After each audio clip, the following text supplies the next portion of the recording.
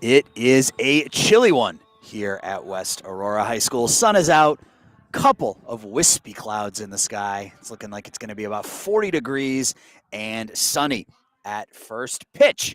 Good morning, everybody, alongside my partner, Jesus Mauricio. My name is Aaron Shellen, and we have a red hot West Aurora Blackhawks baseball team getting ready to take on the Waubonsie Valley Warriors this morning. West comes in 6-4 on the season, winners of 3 straight and 4 of their last 5, while Waubonsie Valley comes in with a record of 4-5 on the season. Last time out for the Blackhawks was Thursday, and that was a fun one. Jesus, we were dealing with about 60-mile-an-hour wind gusts. West Aurora trailed in that game until the bottom of the 6th inning when they would score 3 times off of Plainfield Central and would come from behind to beat an 11-3 Wildcats team by the final score of 5-3. Looks like we're bringing Blackhawks a little bit of good luck this year.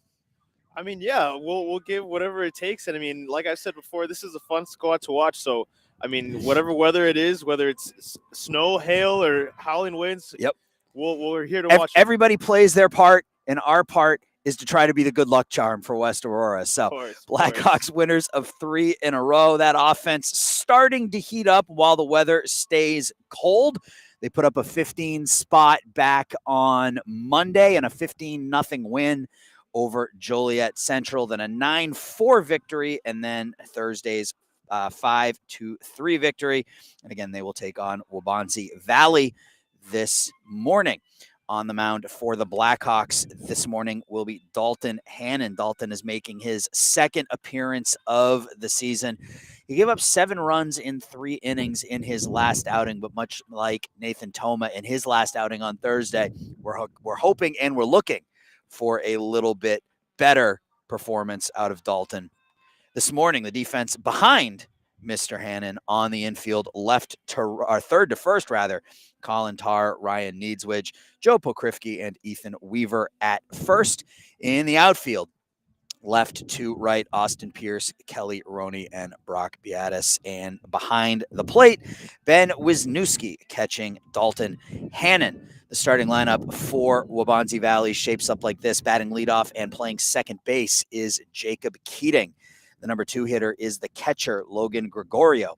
The number 3 hitter is the designated hitter, Blake Petrick. Batting 4th and man in the hot corner, Tyler Patton. Batting 5th, the right fielder, Michael Pichet. Batting 6th, the first baseman, Jay Keeley. Batting 7th and playing left field, Mason Ringenbach. Batting 8th, the shortstop, Xander Sidlars. And in the 9-hole, the center fielder, Jacob Gustaitis. And we are about ready to go. So first pitch is over for a ball. First pitch is at 9:58 in the AM and 40 degrees and sunny. That pitch is on the outside corner for a strike. 1-1.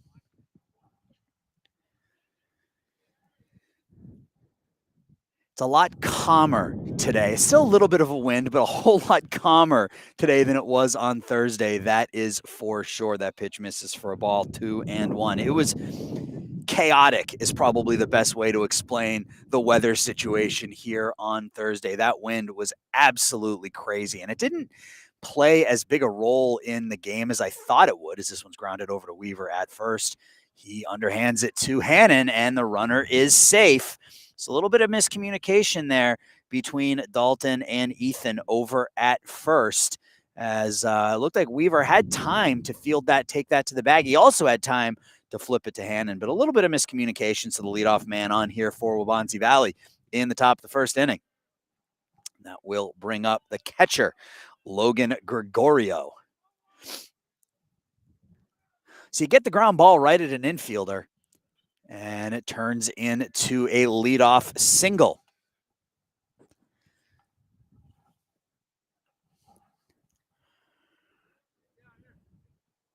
Back-to-back lefties to get this Warrior lineup started. Jacob Keating and Logan Gregorio. Hannon is set. Comes home with it. There goes the runner. That pitch is fouled off to the left and out of play. Count is 0-2 now on the number 2 hitter.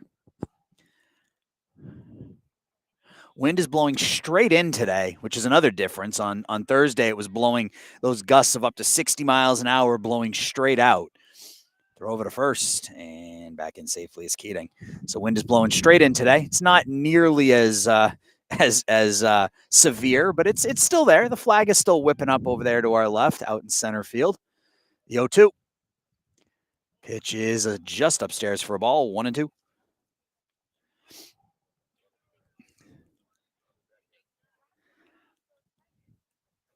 Again, Blackhawks winners of 3 in a row and 4 of their last 5. So they've been getting some good batting, some timely pitching, and they battle. They absolutely are battling, as 2 of their 3 victories in this 3-game winning streak have been from the come-from-behind victory. They had a walk-off 3-2 victory last week, and then on Thursday, the come-from-behind win, picking up 3 runs in the 6th. So they battled to the end. That one's grounded down the first base line again. Weaver over to first this time, Pokrifke covering, and Gregorio is out. So nicely done there that time by Weaver and Joe Pokrifke over at second base on the 3-4 put out. Works just like a sack bunt as Joe cycled over to first base there to field that position, and that will bring up the designated hitter now, Blake Petrick. Runner at second, 1 out. That's Jacob Keating. He reached on an infield hit. And that pitch gets away from Wisniewski, and down to third goes Keating. So that one just hopped off of Ben's glove to the backstop. So Waubonsie Valley now the runner at third with 1 out here in the first. And infield is all back, so they are conceding that run on a ground ball here early in the first inning. That one's hit in the air out to left field. Back on it is Pierce. It's going to get up and over his head. It goes up against the wall. In from third is Keating, and Blake Petrick has an RBI double, and Waubonsie Valley takes an early 1-0 lead. So once again, Jesus, Blackhawks are going to have to battle from behind as they fall behind early here in the first.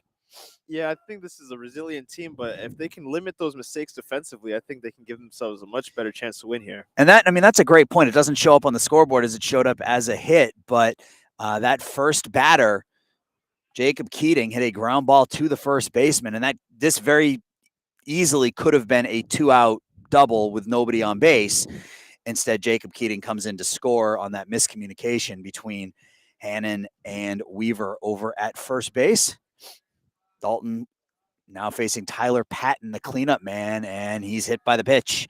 So Patton will go down to first, and the Warriors have 2 on now with 1 out in the first inning, and the right fielder, Michael Pichet, steps in. Still just 1 pitch from getting out of this. He hit a ground ball at Pokrifke or Needswidge, and this inning could be over in a hurry. So Dalton needs to bear down a little bit here in inning number 1. As Waubonsie Valley's taken an early 1-0 lead. First pitch to Pichet is a breaking pitch that stays upstairs, 1-0.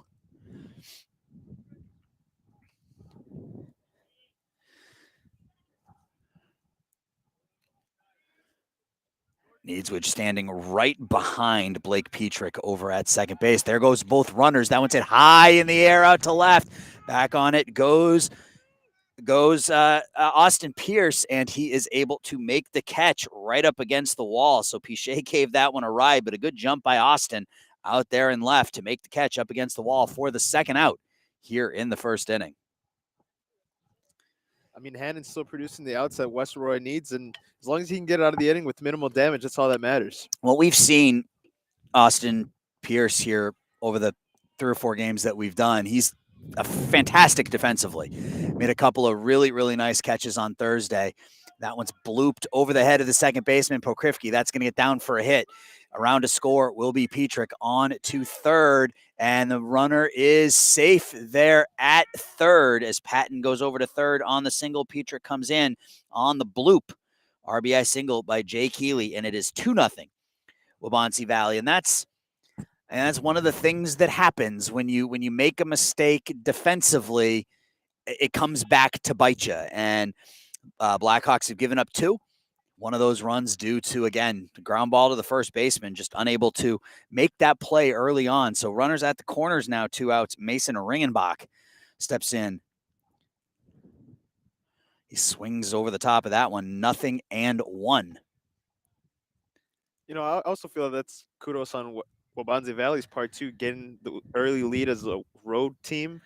You know, that's more important than a lot of people tend to judge, I think. Well, and they're also taking advantage of the mistake. And that's what good teams do. When your opposition gives you extra outs, you take advantage of it. And the Warriors have put up a couple here in the first inning. Hannon does have Ringenbach down in the count, 0-2. So one pitch away from getting out of this one. Big lead from first. Keeley, he's now caught in a pickle.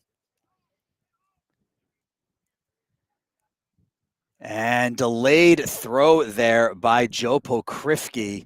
Or excuse me, that was Ryan Needswich over there at short and back into first safely is Jay Keeley.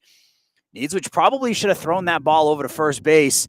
I mean, I know what he was trying to do. He was trying to keep Tyler Patton at third from coming home to score, but you were running him back to the base like you should have, but you make that throw a little bit earlier.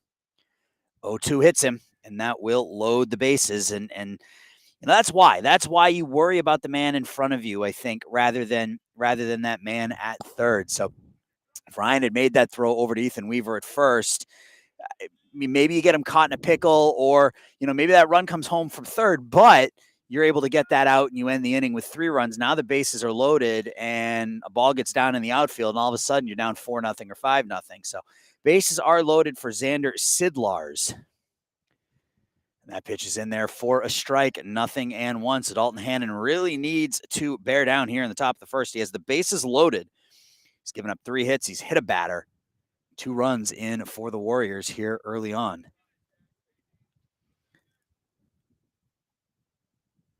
That one misses low, 1-1.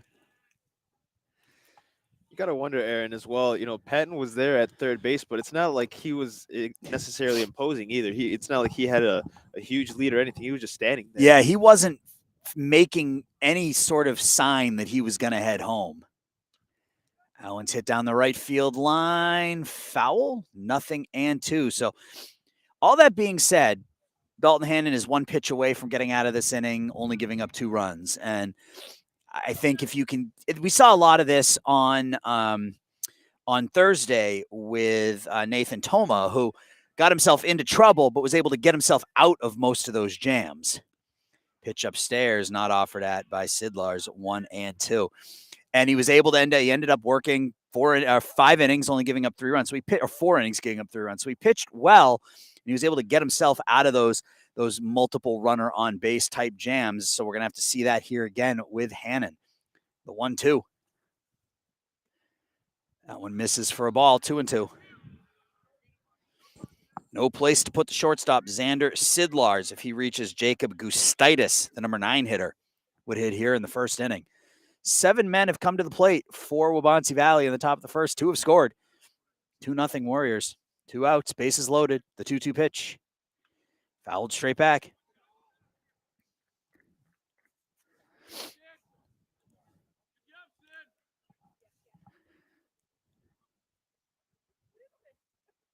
Yeah, really important for West Aurora to stop the bleeding right here. Yep, absolutely. 3-2 is the count. Fouled straight back. All the runners were off. We will do the full count pitch again.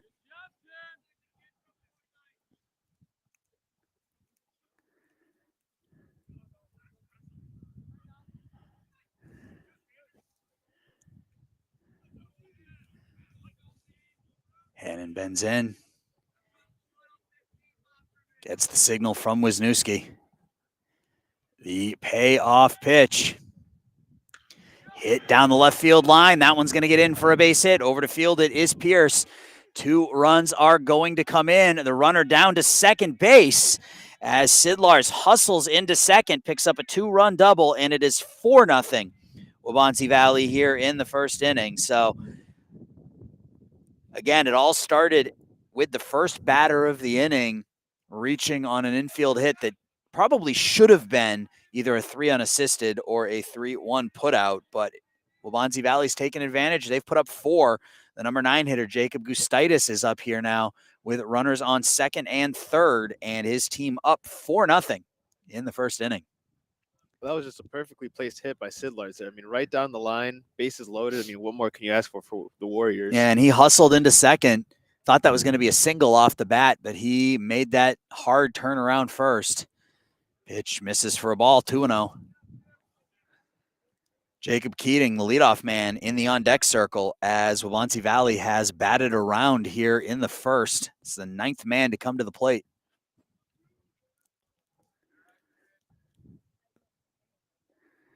Pitch is in there for a strike, 2-1.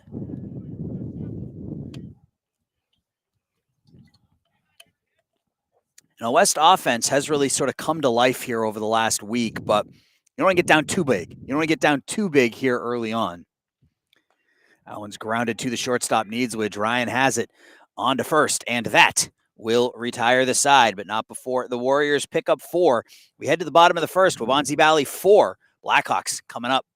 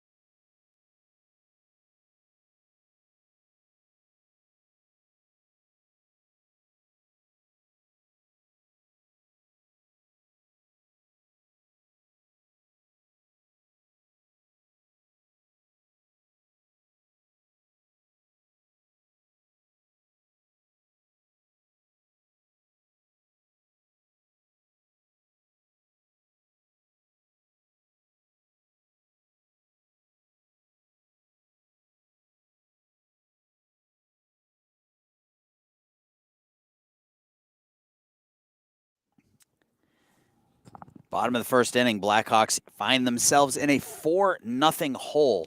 And this is how their lineup will shape up on this Saturday morning.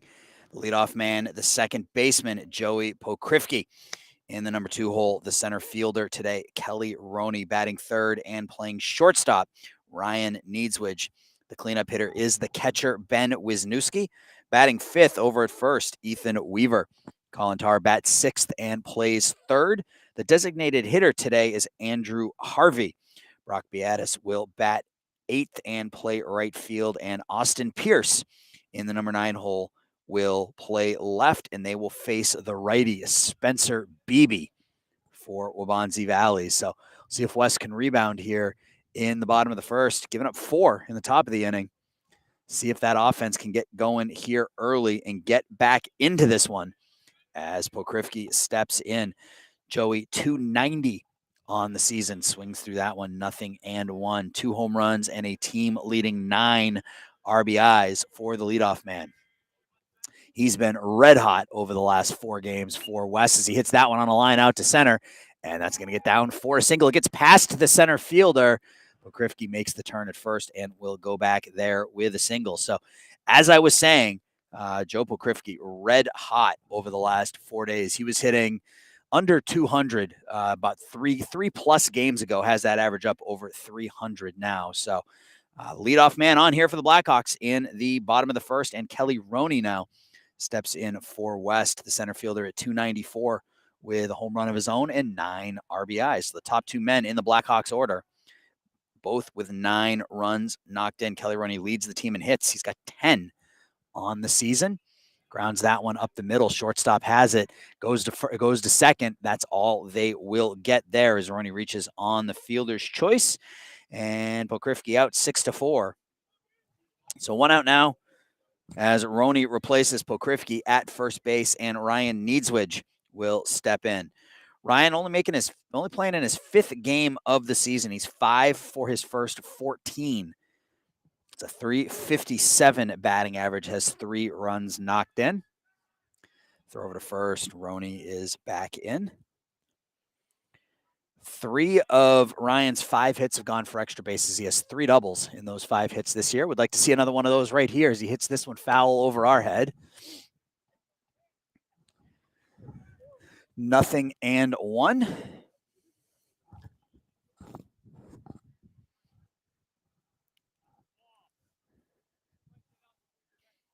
Waubonsie Valley put up a 4 spot in that first inning. West looking to rebound here in the bottom of the inning, and down to second goes Kelly Roney on a balk called here on the starting pitcher, Spencer Beebe. So base hit now can get the Blackhawks on the board.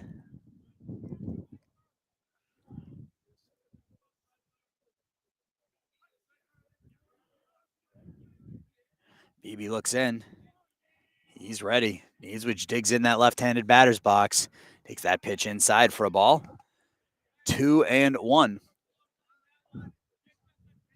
1-1 rather. 1-1.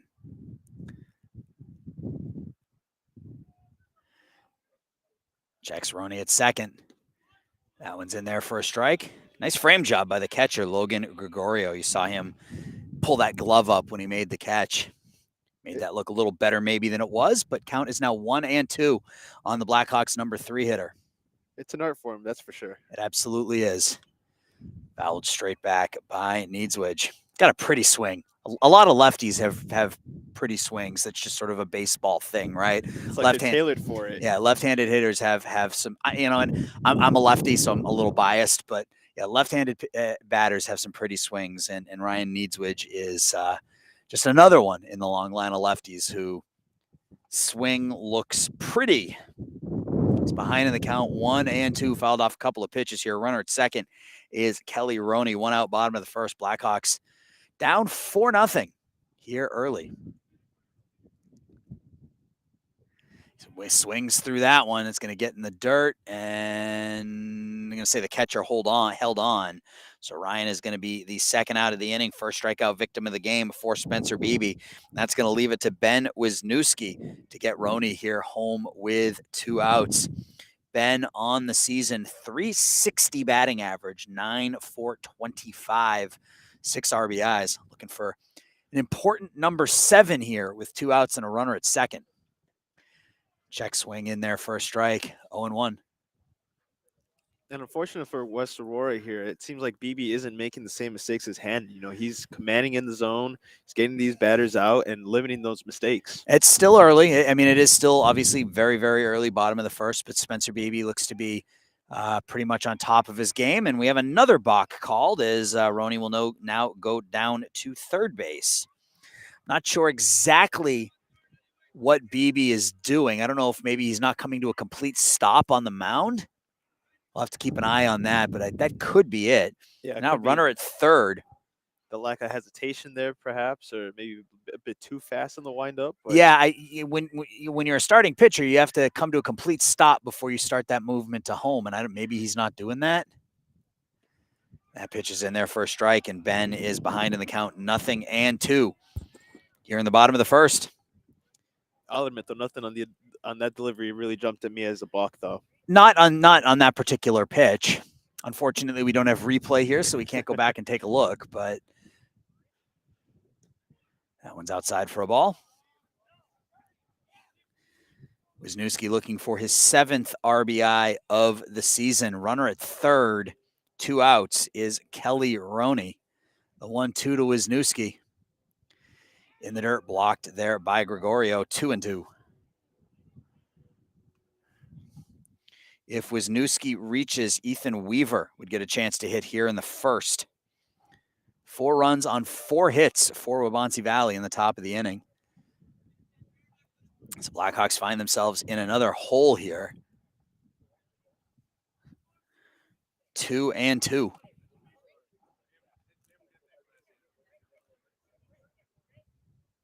That one's hit out to left, and that one is just foul.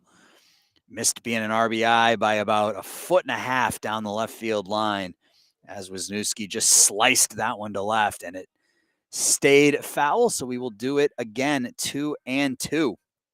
That was very close. Good piece of hitting by Ben, though, just trying to take that pitch the other way and just loft it into left field. So we will do the 2-2 again. Swung on and missed. Strike 3. Wisniewski goes down hacking. Blackhawks strand a runner at third, and after one, West trails 4-0.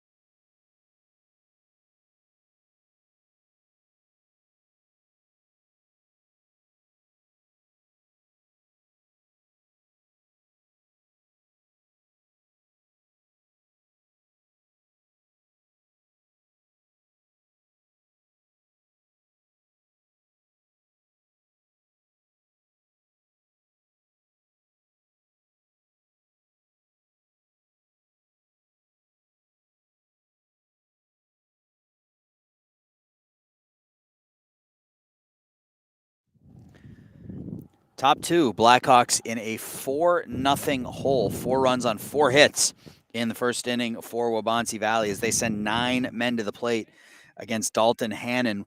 So top of the order here in the second, Jacob Keating, Logan Gregorio, and Blake Petrick against Hannon.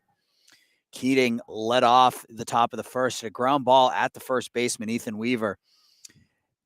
That one's lined past Pokrifke. No, that did get past Pokrifke into right field. Looked like Joe made that play initially, but first pitch swinging by Keating, and he has a 1-out single. So he's 2 for 2 here in the top of the second inning as he hit that one to right. 1 out, nobody out, 1 on. Logan Gregorio steps in. Gregorio 0 for 1. He grounded out to Weaver on a fielder's choice in the first. That one stays inside. 1-0. Warriors wasting no time getting that base hit. Yeah, and when the first inning goes the way it went for Waubonsie Valley, when you get back up there, you're eager to take those cuts. You had some success off from first and into second safely is Keating on the stolen base. The ball gets past Wisniewski, but Keating was going to have that stolen base either way. So he's now down at second with nobody out. And you're anxious to get up there again and take those hacks since you had so much success in the first. So Gregorio ahead in the count 2-0. Runner at second is Keating. Nobody out in the second. It's pop foul.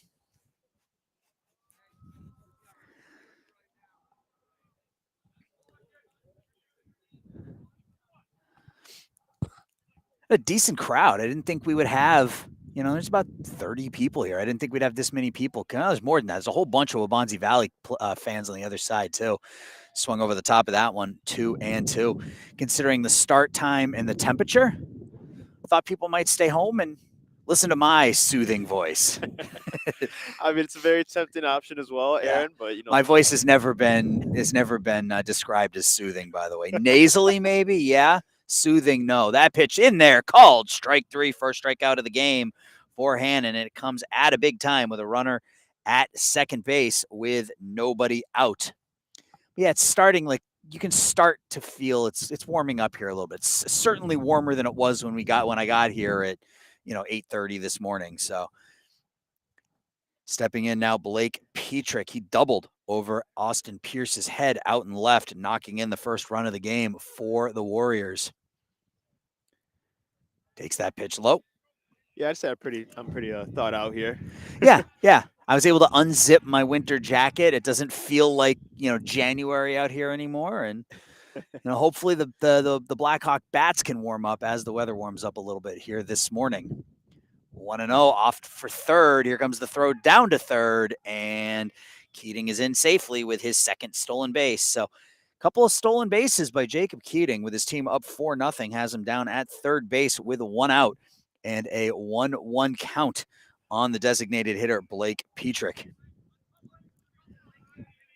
It'd be a nice time for another strikeout here. That one's popped in the air out to center. In on it comes Roney. Kelly makes the catch. The throw to the plate, and it's going to be up the line. And Keating will come in to score as Petrick hits a sac fly to center, driving in his second run of the game. And the Warriors have taken a 5-0 lead here in the second. I mean, a commanding lead nonetheless, but I think it's something the Blackhawks can claw at for sure. Yeah, it's still early. Blackhawks still have plenty of time to get back into this, but it needs to start here. It needs to start on the mound, as that one is lined over the head of Weaver down the right field line. Beatis over to play it, and into first is Tyler Patton with a 2-out single. It starts right here on the mound, though. Your offense might start to get things rolling here, but it starts on the mound. It starts with getting the batters out in front of you. And so far through an inning and 2/3, Dalton Hannon has allowed 5 hits, 5 runs. He has hit a couple batters. He has a strikeout. Looks a little better here in the second than he did in the first, though. Was able to strike out Logan Gregorio gave up a couple of, I don't want to say weak singles, but a couple of singles. Nothing hit incredibly hard. That pitch is low for a ball, 2-0. And again, this is something we saw on Thursday from Nathan Toma as he got stronger as the game went on as well. Ended up only pitching 4 innings because he threw so many pitches in those first couple. Throw over to first. Nice play by Weaver as that ball sailed. So hoping for more of the same here out of Dalton as this game goes on. Hopefully he can settle into a rhythm here and keep this right where it is so that the Blackhawks offense can get rolling here as that pitch is over for a strike. 2-1 on Michael Pichet. He flew out to left his first time up. Catch Austin Pierce made right up against the fence out in left field. 2-1. That one's hit on a line out to right center field. Beatis has it. He fields it. Runner over to third. And Waubonsie Valley with runners at the corners now here in the second inning with 2 outs. Tyler Patton goes over to third. Michael Pichet into second. And Jay Keeley will step in. Keeley had an RBI single in the first as well. So 2 in scoring position, 2 outs here in the second inning, 5-0. Waubonsie Valley with the lead.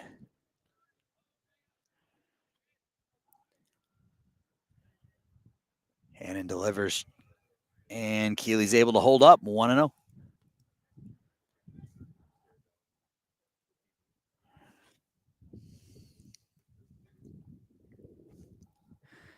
Get out of this giving up only the 1. You got to feel pretty good. There goes the runner from first. That one's popped up. Weaver comes in on it. And again, a bit of miscommunication there by Ethan Weaver and Dalton Hannon, but Weaver is able to make the catch to retire the side. Waubonsie Valley tacks on 1 more. We head to the bottom of the second. Blackhawks down 5-0.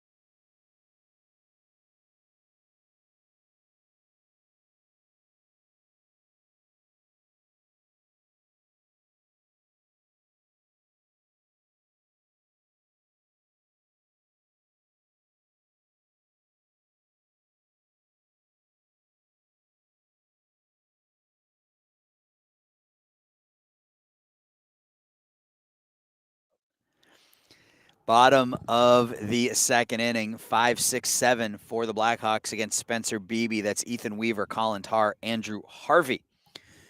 Ethan steps in at 267 on the season with 8 runs knocked in. Big hack at the high fastball. Nothing in one. Ethan 8-for-30 on the season. Has a double. Pops that one over towards the first baseman, just out of the reach of Jay Keeley over there. Lands harmlessly up against the fence, and Weaver down on the count, 0-2. 5 runs on 7 hits for Waubonsie Valley. No runs, 1 hit for the Blackhawks here as they bat in the second. That one's in there, called strike 3. Third strikeout in a row for Spencer Beebe as Weaver is the first out here in the second, and Colin Tarr steps in. Colin, $160 on the season, 4-for-25, but he does have a home run to go along with 6 runs knocked in. He had a 3-run homer back on Monday in that 15-0 delayed and shortened game against Joliet Central. Hits that one out to right field, and it's going to get past the right fielder, Michael Pache. Tarr goes into second. He hits second. He's going to make the turn. Here comes the throw to third, and Tarr is in safely with a 1-out. Let's say it was I think it was going to be a triple. That ball was slicing away from the outfielder out there. We'll see what the scoreboard operator rules that at, but good hustle by Colin to make that turn at second, not hesitate, and make his way over to third base. And it is indeed a triple for the third baseman, Colin Tarr. Colin, that is his second triple of the season. So all 5 of Colin hits this year. He's now 5-for-26 on the year. All 5 of his hits have gone for extra bases. It's 2 doubles, 2 triples, and a home run. Runner at second now with a runner at third with 1 out. Throw over to third, and he is back in safely. You don't see that a lot. No. Pickoff move at third as Colin getting a big lead down there trying to get the Blackhawks' first run. Andrew Harvey getting his first start of the season. It's 1-for-3 on the year. That pitch is outside for a ball. I'm looking for that situational hitting, which you and I have talked a lot about in the games that we've done. Get that runner home from third base with less than 2 out. These are the things that good baseball teams do. So we'll see if the Blackhawks can do that here in the second. That one's in there for a strike. Brock Beatis in the on-deck circle for the Blackhawks. Colin Tarr at third base with a 1-out triple. West Aurora down 5-0. A big at bat here in the second. Get West on the board. Breaking pitch tipped foul. 1-2.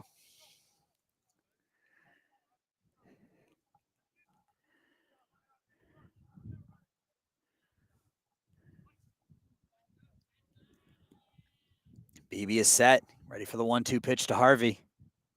Breaking pitch is hit over to second, throw on to first. That will retire Harvey, but there's that situational hitting that we talked about, Jesus, as Andrew makes contact, gets Colin Tarr home from third base, and the Blackhawks do get on the board here in the second. It is 5-1. Yeah, if you're West Aurora, you'll gladly trade that out for a run. Yeah, you need to get 1 before you can get 5. And, that's kind of how you claw back into these games.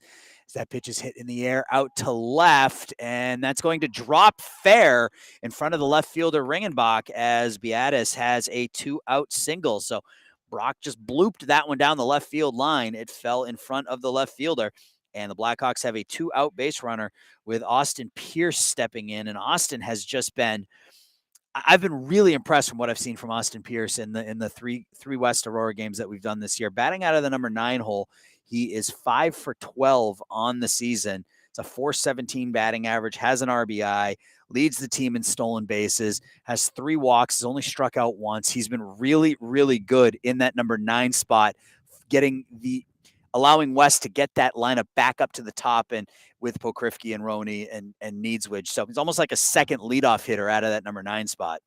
Of course.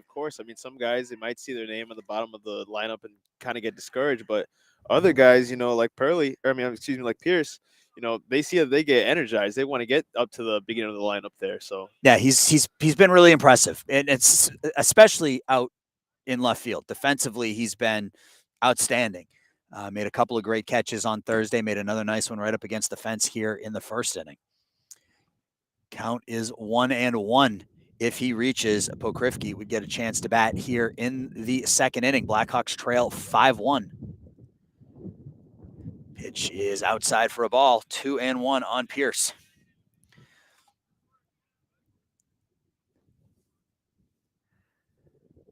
Now, Austin with an OPS of close to 1,100, and a lot of that is because of that batting eye. He has 3 walks to go along with his 5 hits.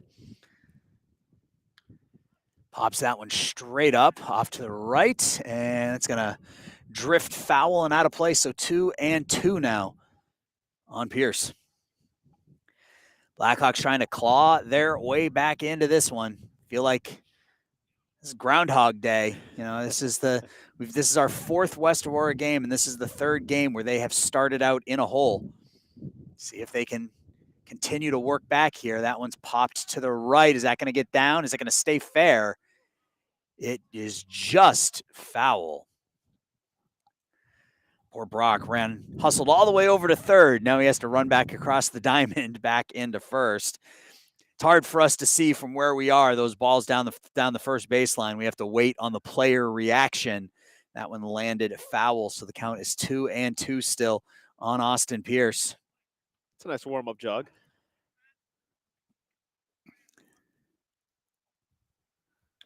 That one's grounded to third, fielded by Patton. He misplays it, gets under his glove, and Pierce will be safe at first. I think that's probably going to be an E5. We'll see what that is ruled there. It's a high chopper, so it wasn't an easy play by Patton, and it is indeed going to be an E5.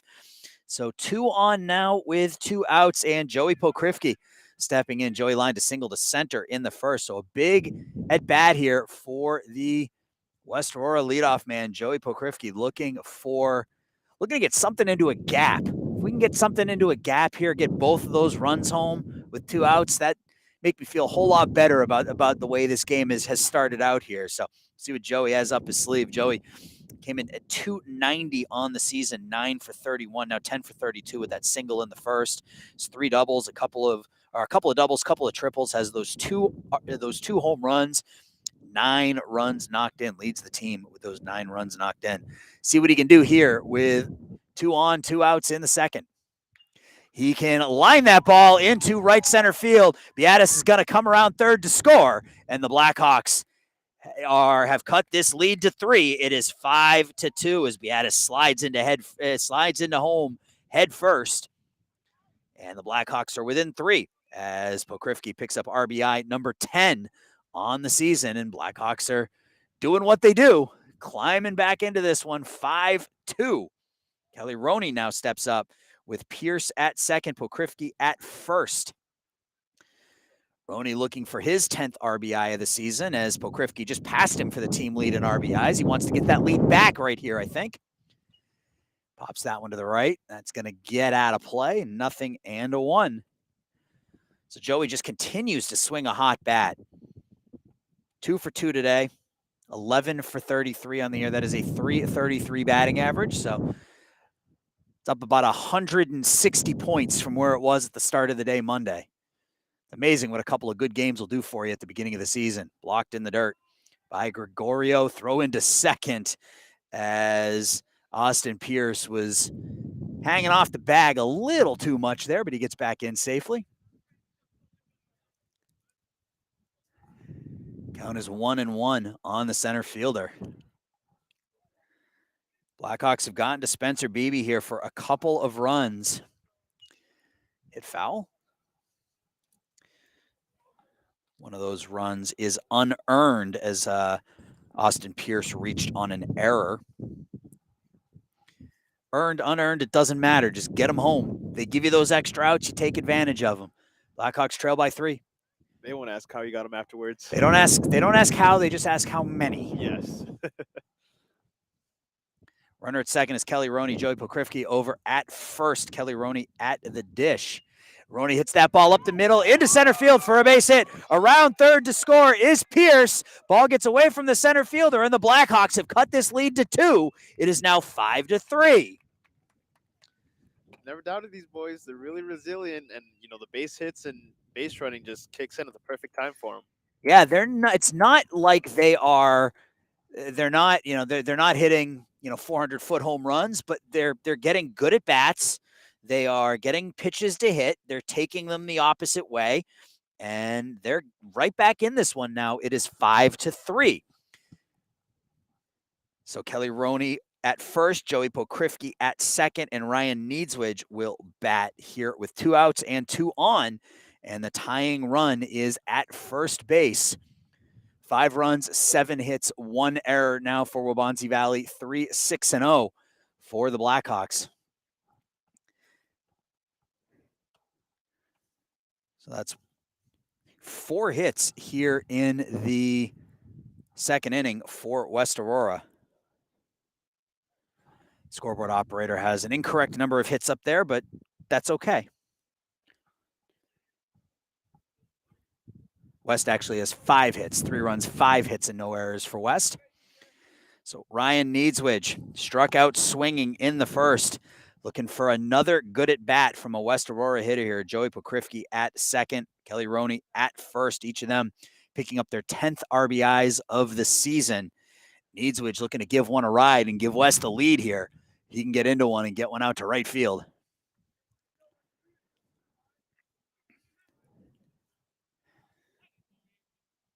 Figuring out Spencer Beebe a little bit here in the second inning. First pitch to Needswidge. That one's grounded up the middle for another base hit. Pokrifke's going to come in to score, and the Blackhawks are within a run now. It is 5-4. On the throw to the plate, Kelly Roney takes third base, so heady base running by Kelly Roney as well.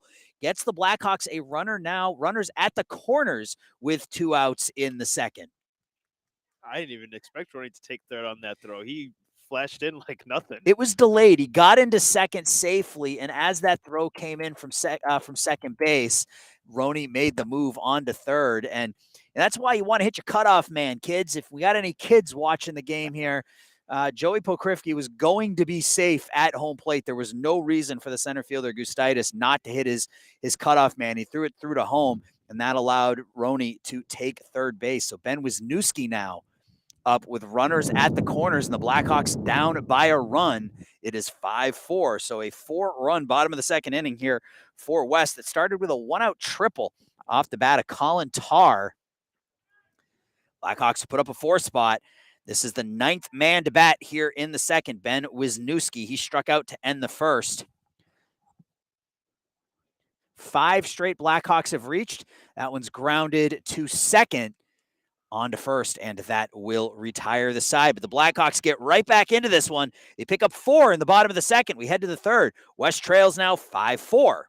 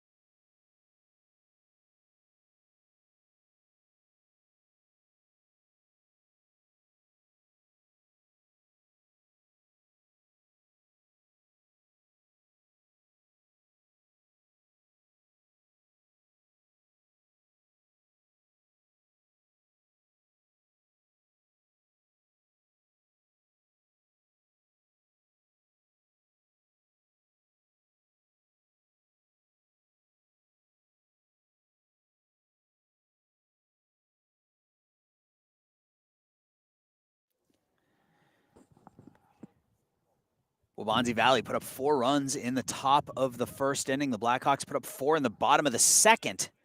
The Warriors lead this one 5-4 as we head to the third. Mason Ringenbach will step in against Dalton Hannon here in the third inning. Ringenbach was hit by an 0-2 pitch his first time up. Grounds the first pitch he sees here, gets through the legs of Colin Tarr into left field. And the runner will hold at first on the E5. So we talked about giving the opposition extra outs as both teams have done that here. Blackhawks now for a second time are giving Waubonsie Valley an extra run as that one gets through the wickets of Colin Tarr for an E5, and that will bring up Xander Sidlars. Xander doubled and drove in 2 his last time up. Pitches inside. Yeah, that was they call a worm burner to the third baseman, Colin Tarr. That ball did not hop at all. That stayed low to the ground. And Colin just did not get that glove down on the ground. It went under his glove into left field. Throw over to first. Ringenbach back in safely. Aaron, can I just say, I love your baseball terminology. Worm burners. I think last year I heard you reference a Baltimore Flash or Baltimore Chop. Baltimore You've never Chop. heard of Baltimore Chop? Never have before you mentioned it before. It's a balls hit straight down and takes a high bounce on the infield. It's called a Baltimore Chop. Yeah, that was so cool. Ever since I heard that, I was like, I can't get the reference out Good, of my head now. Good. I'm learning. Oh, good. 1-1, the count on Sidlars. Back into first is Ringenbach. Yeah, I got all those baseball terms. We got, they got the Texas Leaguer. Oh, okay. A little bloop in between the infield and the outfield. It's called a Texas Leaguer. Okay. Learning some of the sauce from Aaron. Yeah, I got to teach you a little bit. 1-1. Pitch is low for a ball. 2-1. Blackhawks got back into this one in the second inning. They scored 4 runs. And if you're Dalton Hannon, obviously you want to get through this inning without any damage. Your team got you right back into this one. Off for second. That one's lined to third. Tarr has it. Over to first. Weaver has to jump to make the catch. But that is the 5-3 double play as Colin redeems himself there as he fields that line drive. Makes throw over to first. 2 outs now here in the third inning. It's got to feel good if you are Colin Tarr to be able to double off that man at second after letting that ball go through your legs. So 2 outs now, nobody on. We could have a 1-2-3 inning here for Dalton Hannon in the third if he's able to get the number 9 hitter, Jacob Gustaitis, who grounded out to short to end the first. He hits that one out to center. Catch is going to be made by Kelly Roney, and that retires the side. So Hannon does get that 1-2-3 inning. Nicely done. We head to the bottom of the third. Blackhawks trail by a run.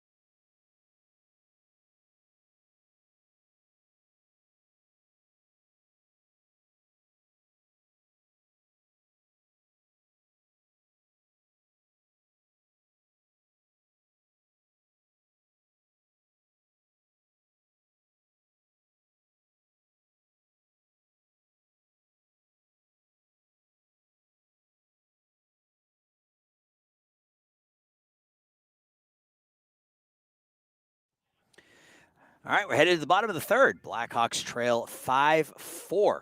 scored 4 runs in the bottom of the second to get right back into this one as they sent 9 men to the plate. RBI singles from Joe Pokrifke, Kelly Roney, Ryan Needswidge, and an RBI groundout by Andrew Harvey would give the Blackhawks their 4 runs. And there is some action in the West Aurora bullpen as Kelly Roney is down there warming up. So we'll see if he comes in, and if he does, we'll see who goes to center as that pitch is over for a strike to Ethan Weaver. Ethan struck out looking to lead off the second. That pitch is in the dirt for a ball. So Spencer Beebe started off really red hot. He gave up a leadoff single to Joey Pokrifke. Was able to get Roney to ground into a fielder's choice. Then he struck out 3 straight batters, and then the problem started. Ground ball to second, throw over to first, and the ball's dropped over there at first base by Jay Keeley, and Ethan Weaver will reach on the E3. So once again, extra outs here. We'll see if the Blackhawks can take advantage of this one as Ethan Weaver down at first base now with nobody out here in the first inning, and Colin Tarr, who hit a triple to right his first time up, will step in here. And it was at this point with Colin Tarr that the Blackhawks started to figure out Spencer Beebe a little bit. A lot of line drive base hits back up the middle. They had 3 or 4 singles to center field in that second inning. And that's as a manager or as a fan of the game, you have to love that, watching the batters take the ball up the middle and the other way. And that's what West Aurora did all throughout that second inning.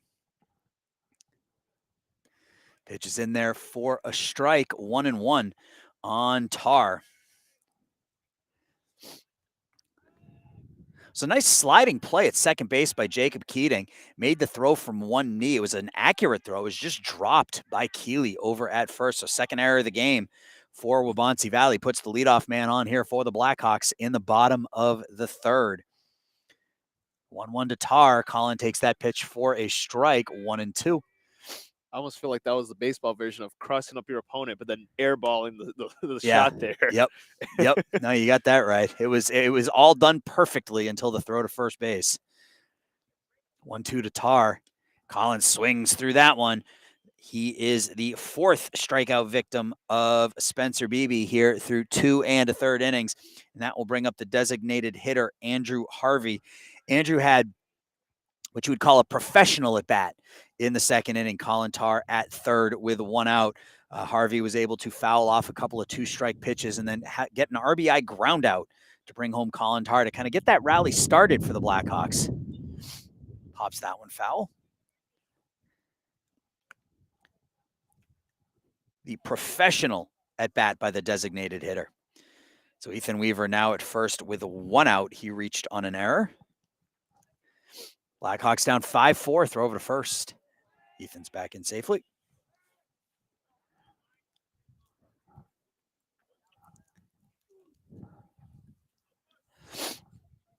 Andrew Harvey. Pitch fouled straight back. Just got a piece of it. 0-2.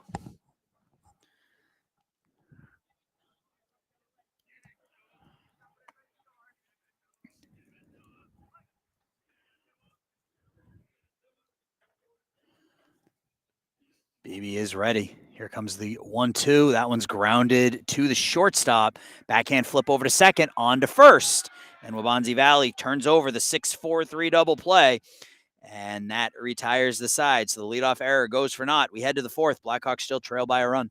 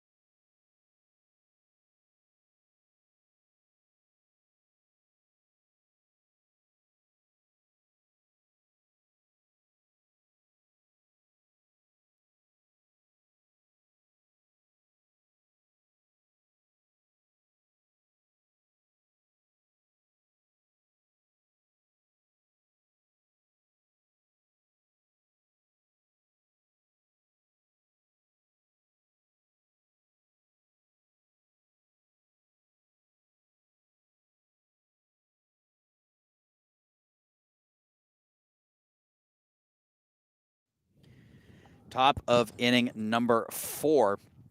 And Dalton Hannon has settled down here after a difficult first inning of work where he gave up 4 runs. Gave up a run in the second, but didn't pitch badly in that inning. Gave up a couple of ground ball singles. Lucas Keating has scored a couple, or Jacob Keating has scored a couple of runs, but sent down Waubonsie Valley 1-2-3 in the third. So he's back out there for the 4th inning, and he will face the aforementioned Jacob Keating, who is 2 for 2 with a couple of singles, couple of stolen bases, couple of runs, and he's behind in the count 0-1.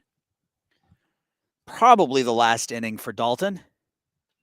That one's grounded over to second base. Underhanded flip, nicely done by Joey Pokrifke. Doesn't even take the ball out of the glove, just flips it from the glove over to the first baseman Weaver for the first out here in the 4th inning. That's 5 in a row retired now by Hannon. So he has settled down quite nicely after that. Maybe he's just not a morning person. Maybe that's the issue. Maybe on days where Dalton is starting, the games need to start at like noon rather than 10, and he'll be a little bit more into it. He struggled through that first, but has pitched well over the last 2 1/3, only allowing 1 run. And like we talked about, keeping Waubonsie Valley down and giving his offense a chance to get back into this one, which they have done. That one's popped over towards Needswidge, and Orion puts that one away for the second out here in the 4th. Gregorio now 0 for 3, and Blake Petrick will step in. Now Blake is 1 for 2. Doubled and scored in the first, hit a sac fly to center in the second.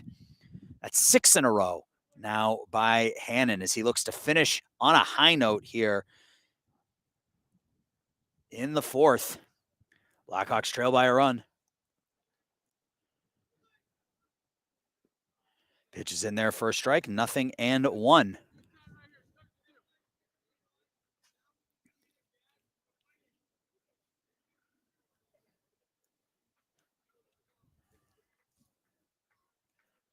Hannon comes set, comes home with it, grounds that one to Tar. Colin has it on to first, and that retires the side. So Dalton Hannon, after a difficult first inning, has set down the last 7 Waubonsie Valley Warriors he's faced. We head to the bottom of the 4th. Blackhawks trail 5-4.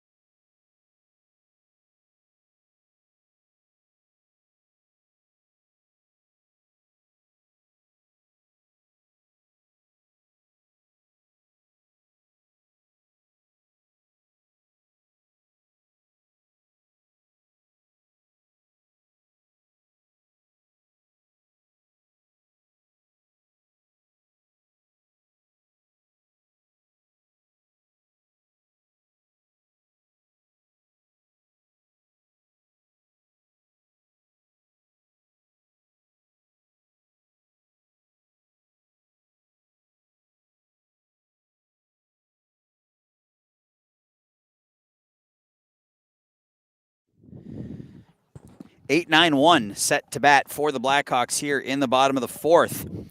Brock Beatis, Austin Pierce, and Joey Pokrifke against Spencer Beebe with the Blackhawks trailing by a run. They were down 5-0 after an inning and a third. They put up 4 runs in the second, and 2 really solid innings of work by Dalton Hannon has set down the last 7 batters he's faced, giving his team a chance to get back into this one as they trail by a run. Beatis singled and scored in the second. Hits that one fouled on the third base line. Lands right in front of us. My arms aren't long enough to reach. If my arms were a little longer, I would help out, but Brock down in the count 0-2. Brock picked up the win on Thursday, pitching 2 shutout innings of relief as he came in to replace Nathan Toma.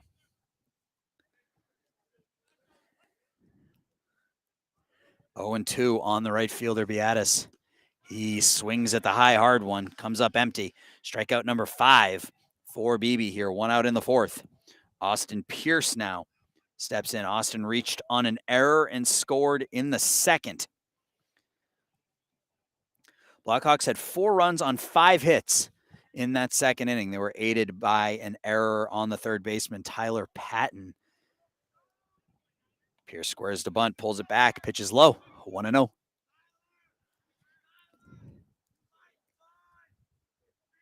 Pierce in that dreaded 9-hole we talked about earlier.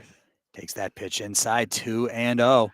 Yeah, he gets on base. He just gets on base at the bottom of the order via hit, via walk. He reached on an error his last time up. He finds his way on base, and it's just great to flip the order here and get back up to Pokrifke and Roney and those bigger bats at the top of the order, and have someone like Austin Pierce who's able to get on base. Austin also leads the team in stolen bases, so when he gets on base, he's a threat to go.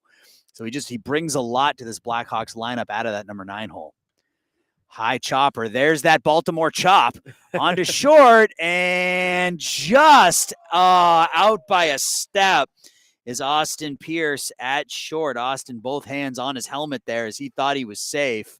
But that was a Baltimore chop. Yes, sir. A high chopper on the infield, almost beat out by Pierce. So 2 outs, nobody on here in the 4th, and Pokrifke will step in. Joey 2 for 2.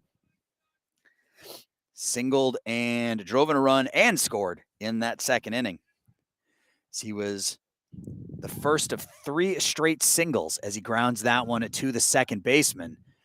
And that's a quick 1-2-3 inning for Spencer Beebe here in the 4th. We head to the 5th now. Blackhawks still trail this one 5-4.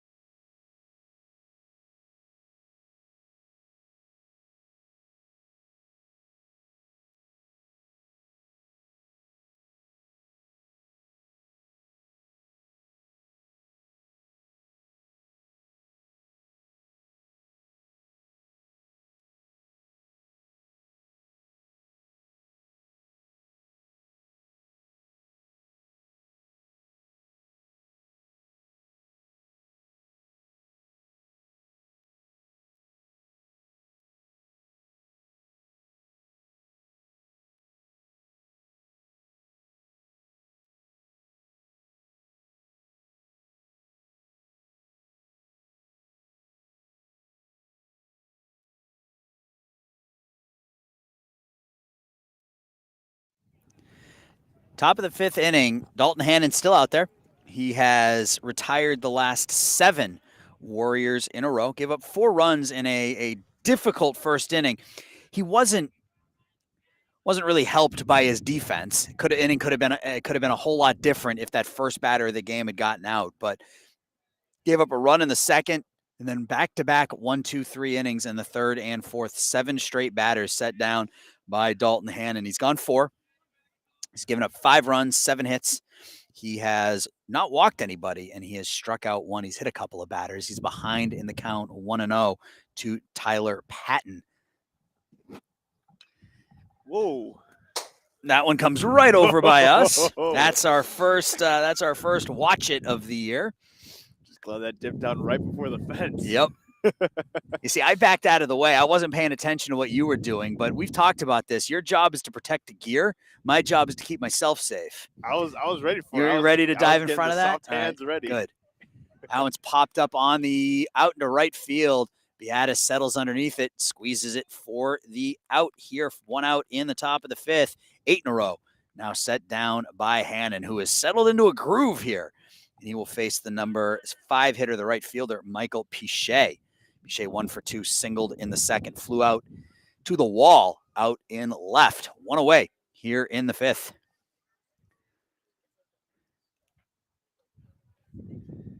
There's a breaking pitch in there for a strike, 0-1. So Dalton, I mean, he's pitching to contact. He's only struck out 1 through 4 1/3 here, but his defense is picking him up here lately. Slow breaking pitch. That one's hammered out to left. That's going to get down for a single. It gets under the glove of Pierce, and that's going to allow Pichet to step into second. So a single and an E7 allows Pichet to go down to second. So 1 out, runner at second base. Jay Keeley steps in, second error of the game on the Blackhawks. So just as I say, the defense starting to lift him up here a little bit. Ball gets under the glove of Austin Pierce. So runner at second, Michael Pichet. Jay Keeley steps in now. Keeley 1 for 2. He singled and drove in a run and scored in the first, and then popped out to Ethan Weaver to end the second.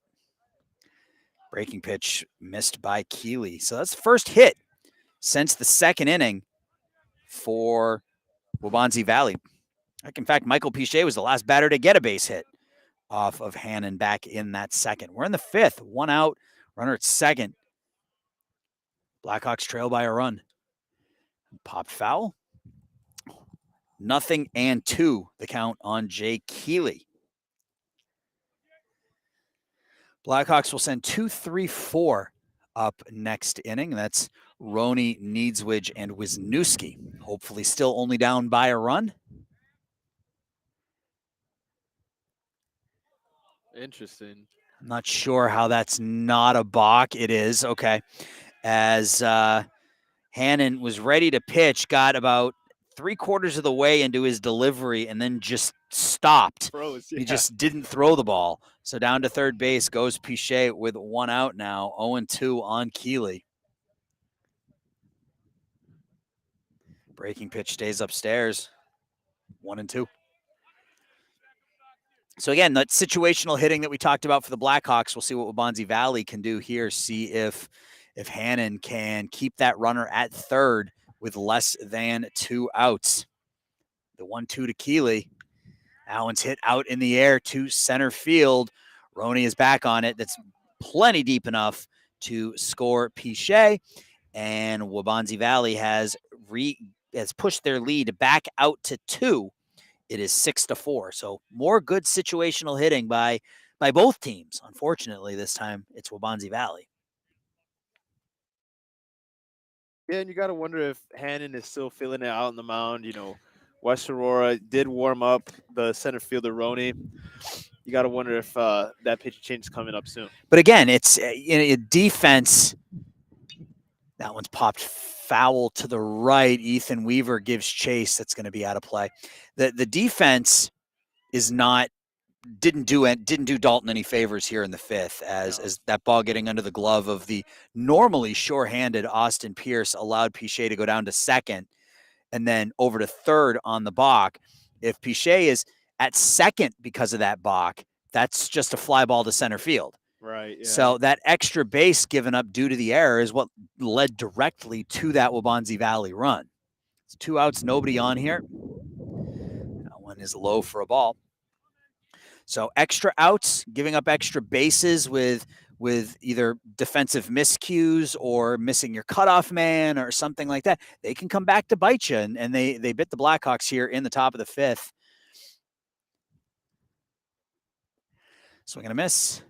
1-2. That's a recipe for disaster you don't want for West Aurora. Yeah, I mean, you were able to grind your way back into this game, get within a run. Waubonsie Valley picks up a run now. They're up 2. Still plenty of time for the Blackhawks to pick up a couple of runs here and get this thing even, but hit past the diving glove of Pokrifke into right field for a 2-out single for Mason Ringenbach, who is 1 for 2 now. He's been on base 3 times. He was hit by a pitch in the first. He reached on an error in the third, and this single. And now this will bring up the shortstop, Xander Sidlar. Xander doubled, drove in a couple in the first, and then hit a line drive to Colin Tarr at third. Colin was able to double up Ringenbach at first. It's 2 outs in the fifth. 1 run in here for Waubonsie Valley. It's 6-4 Warriors. Top of inning 5. Pitch gets through Wisniewski, and down to second goes Ringenbach on the pass ball. So again, that's kind of what we were talking about, those extra bases that you give up to your opposition. A single now scores Ringenbach from second, whereas a single previously, he's either stopping at second and third, second or third. So we'll see what happens now. I think the count's 1-0. It's grounded to third. Tar has it and tags out Ringenbach as he is passing him on the base paths. So Hannon's able to work out of that one, giving up just a run. Waubonsie Valley does pick up that 6th run of the game. We head to the bottom of the 5th. Blackhawks trail by a couple.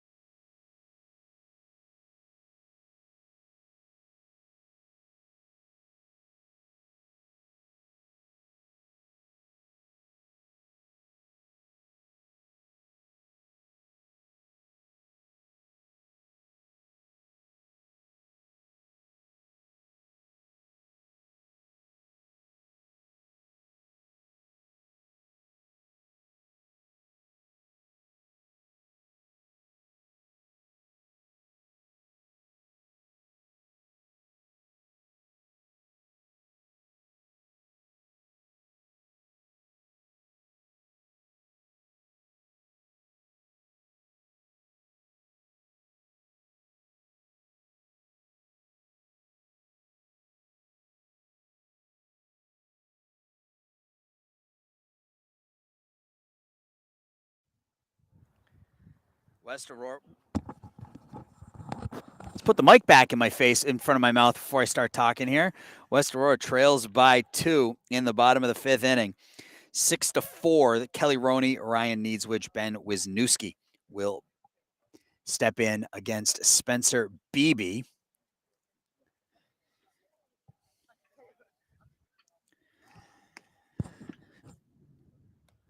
Looks like we're going to have some more action down in the West bullpen. That's Jake Williams. Looks like he's going to get warm down there, number 23. Kelly Roney steps up. Kelly is 1 for 2. He reached on a fielder's choice in the first and had 1 of 4 RBIs in the second, in that 4-run second inning. Kelly takes that pitch over the outside corner for a strike.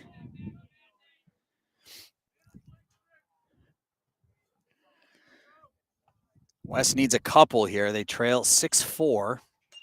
Kelly hits that one hard. Nice play by the shortstop, Sidlars. Throw over to first. And that's the 3rd straight really close play over at first base. Xander Sidlars made a really nice play on that one. Backhanded, short hop, made a strong, accurate throw over to Keeley. 1 out here in the 5th. I mean, a backhanded pick at the shortstop position is not easy, and made it look like it for sure. Yep. Ryan Needswich steps up now. Ryan 1 for 2. He had an RBI single his last time up. Nobody out, or 1 out, nobody on. That one's popped up to right. Pache will settle underneath it, and he makes the catch. So 2 quick outs here in the 5th after a very quick 4th. So that second inning now appears to be the oddity for Spencer Beebe, as he pitched really well in the first, really well in the 3rd, 4th, and here in the 5th. That second inning, Blackhawks got to him for 4. Ben Wisniewski 0 for 2. Strikeout and a ground out.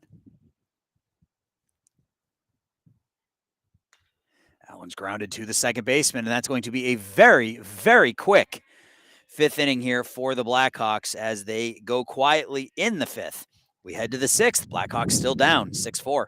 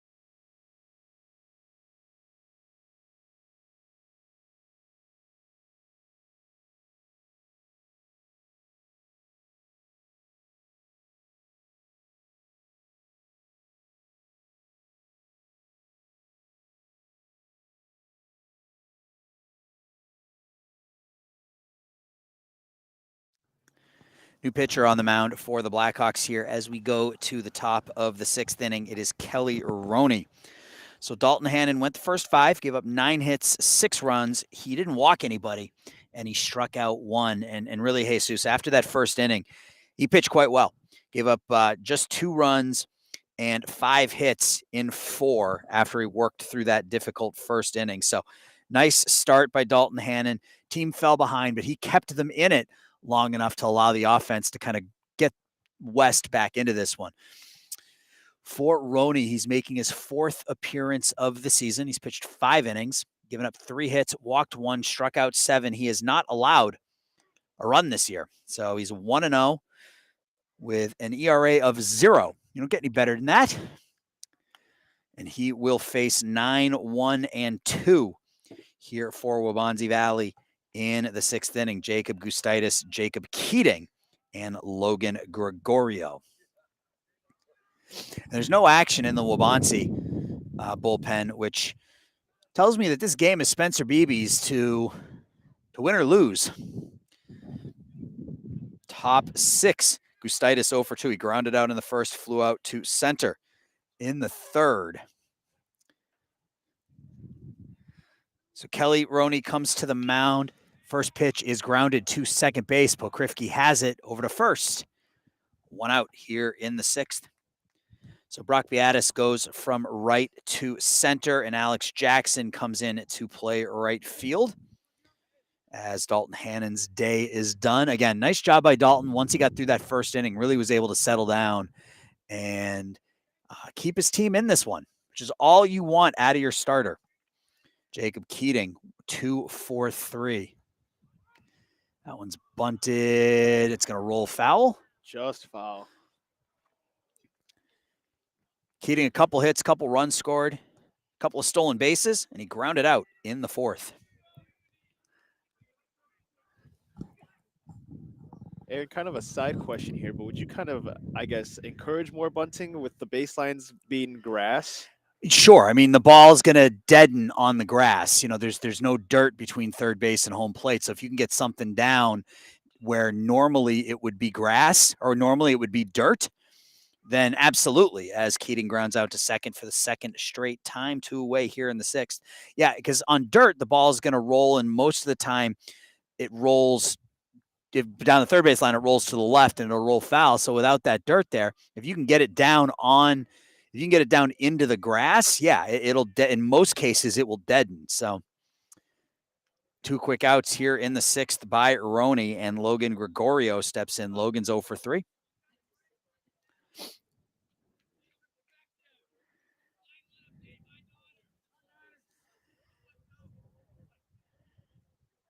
Oh and 1.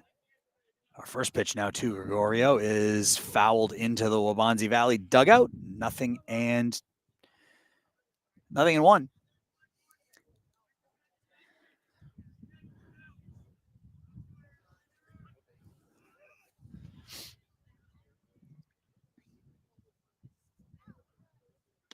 Big swing and a miss, and Roney blows it past him.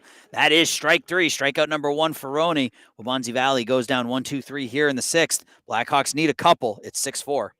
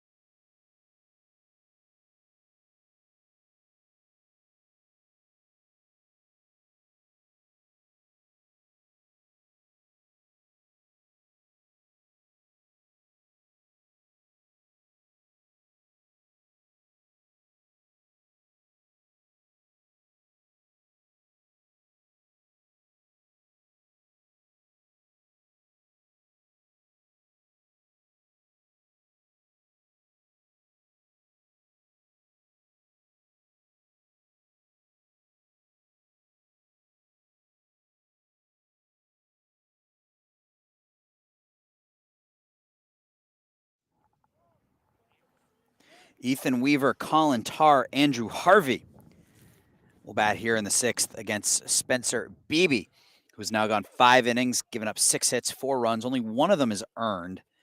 He has not walked anybody, and he has struck out 5. Ethan 0 for 2. He reached on an error leading off the 3rd inning.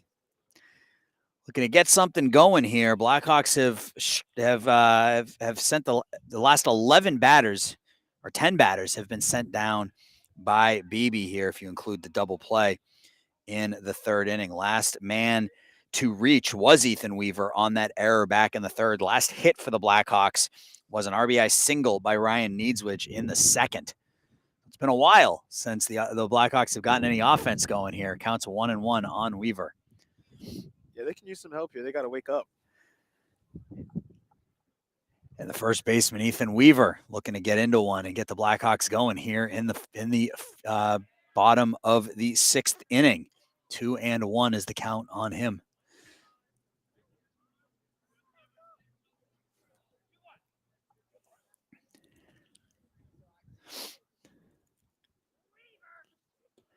Pitch is in there for a strike, 2-2. Ethan thought that pitch was low, looked back at the home plate umpire with a quizzical glance, but count is even at 2 now.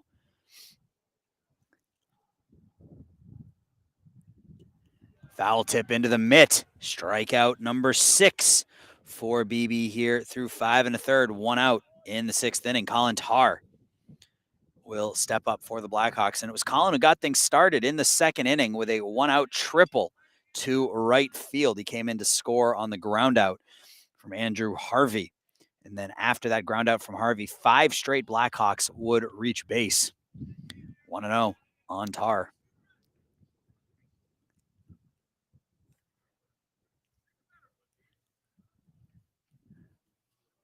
The 1-0. Fouled straight back, 1-1. 6-9-2 for Waubonsie Valley, 4-7-1 for the Blackhawks here as West looks to come from behind and win their 4th straight game and 5 out of 6. But they got some work to do here. Breaking pitch stays upstairs for a ball, 2-1.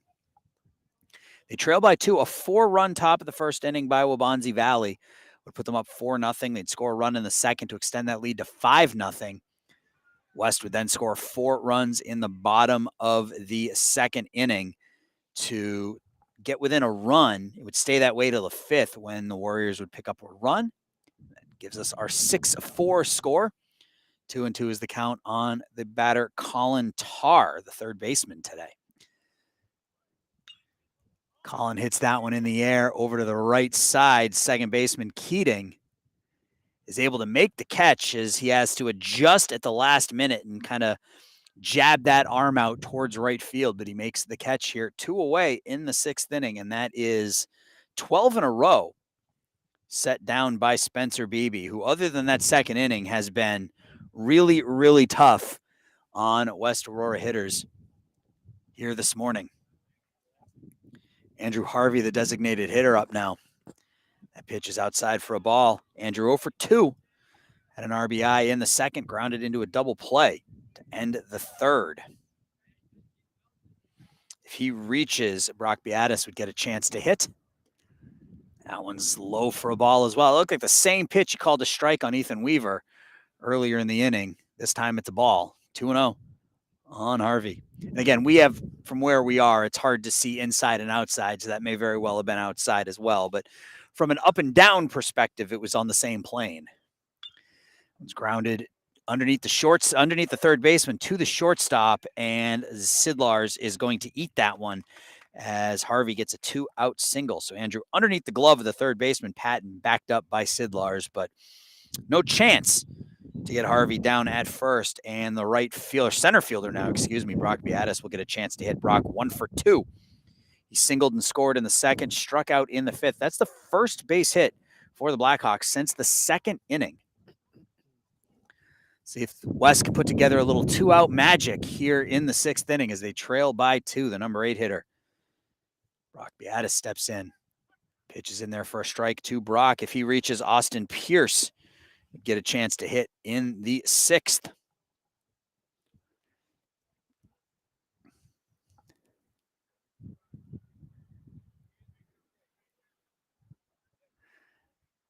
The 0-1 to Brock is in there for a strike. 0-2.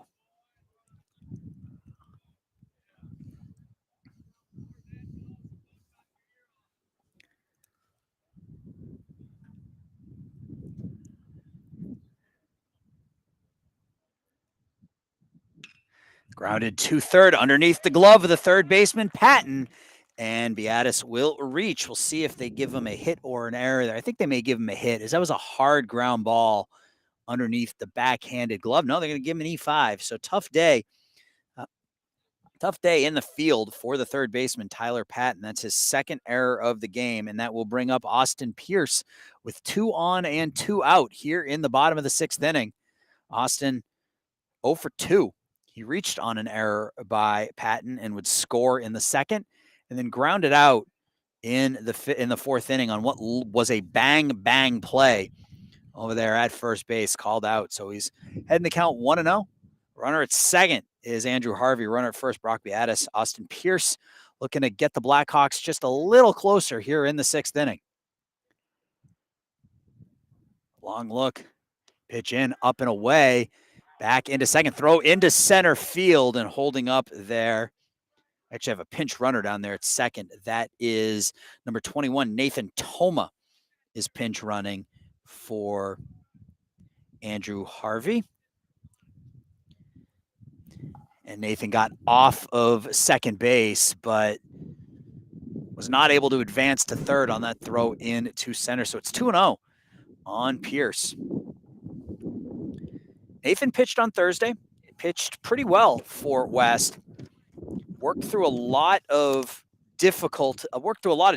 Gave up 3 runs in 4 innings. He walked 4. He struck out 8, and pitched better as the game went on, which is something we saw today as well with today's starter, Dalton Hannon. So 2-0.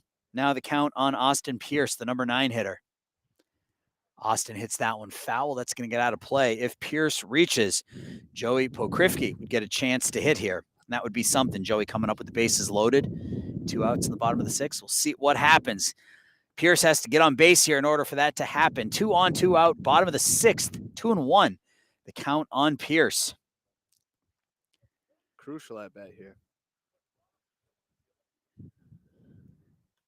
Fouled straight back, 2-2. Pierce just gets a piece of that one.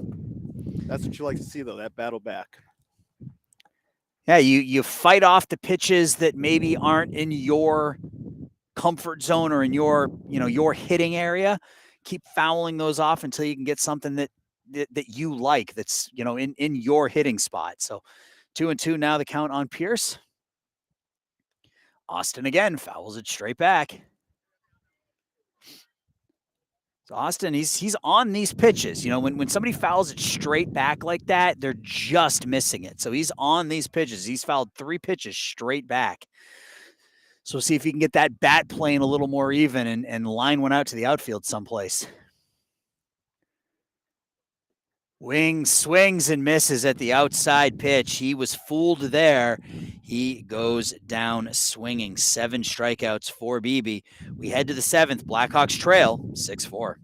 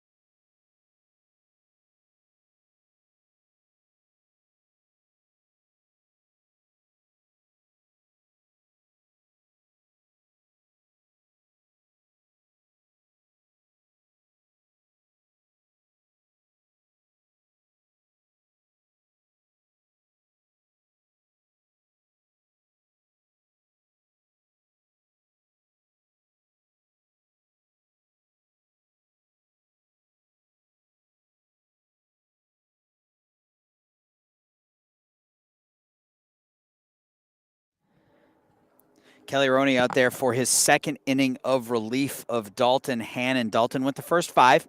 He gave up 9 hits, 6 runs. He walked no one, struck out 1, but pitched much, much better after that first inning when the Warriors tagged him for 4 over the final 4 innings. 5 hits, just 2 runs. And frankly, it should have only been 1 run if not for the error in the 5th. Petrick, Patton, and Pichet, 3-4-5 against Roney here in the 7th. Petrick 1 for 3 with a couple of runs knocked in, hits that one straight up into the air. That one's going to hook to the right and out of play. 1-1. Petrick had an RBI double and scored in the first. Flew out to center in the second and grounded out to Colin Tarr to end the 4th. There's a breaking pitch hitting the air out to center. Beatis has it and puts it away for the first out in inning number 7. So Brock fielding his position nicely, moving from right over to center. And again, there is a stiff breeze today, so those high fly balls can be blown around. And you saw there with Beatis having to move, really ranging far to his left to make that catch one away here in the 7th. Tyler Patton stepping in now. Tyler was hit by a pitch and scored in the first, singled in the second, flew out to right field in the 5th. Takes that pitch over for a strike. So Kelly Roney now 6 1/3 innings of 3-hit relief without giving up a run this season. He's ahead in the count here, 0-2. So in the bottom of the 7th for the Blackhawks, they will send up the top of their order, and there is some action down in the Waubonsie Valley bullpen, so we'll see if somebody comes in to pitch the 7th. The Blackhawks will send up Pokrifke, Roney, and Needswich. Pitch misses for a ball. So they're going to need at least 2 to keep this thing going as they trail 6-4 here in the top of the 7th. 1-2. Pitch way upstairs for a ball.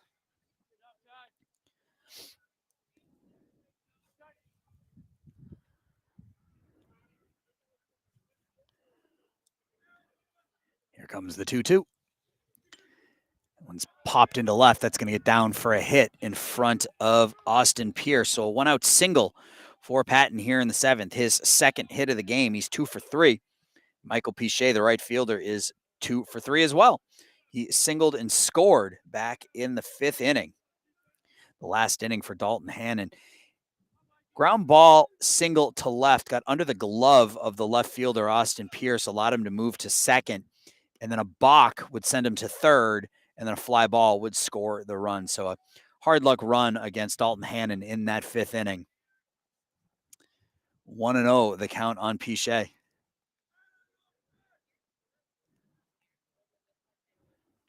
It's grounded at the plate, 1-1.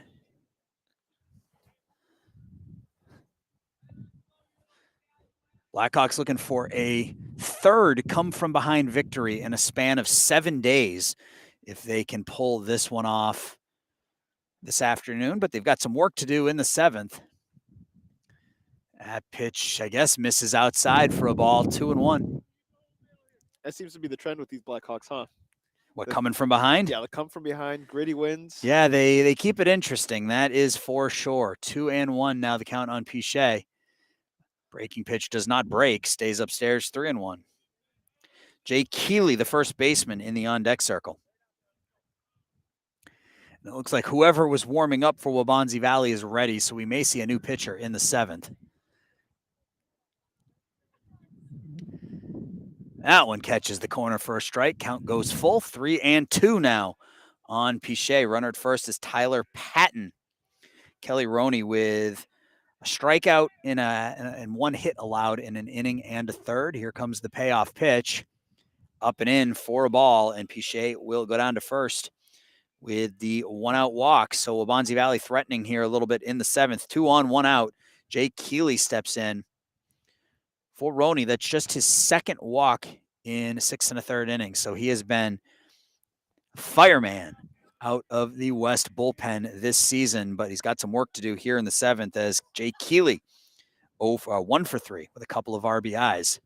Takes that one over for a strike. Runner at second, Tyler Patton. He reached on a 1-out single. Michael Pichet at first with the walk. 0-1 on the first baseman, Keeley.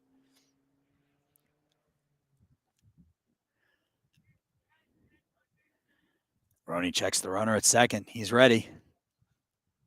Fires home. Ground ball fielded nicely over to second, on to first, and the Blackhawks turn. The 1-6-3 double play. Kelly Roney fielding his position nicely, and that will retire the side. Last chance for the Blackhawks. They trail this one 6-4.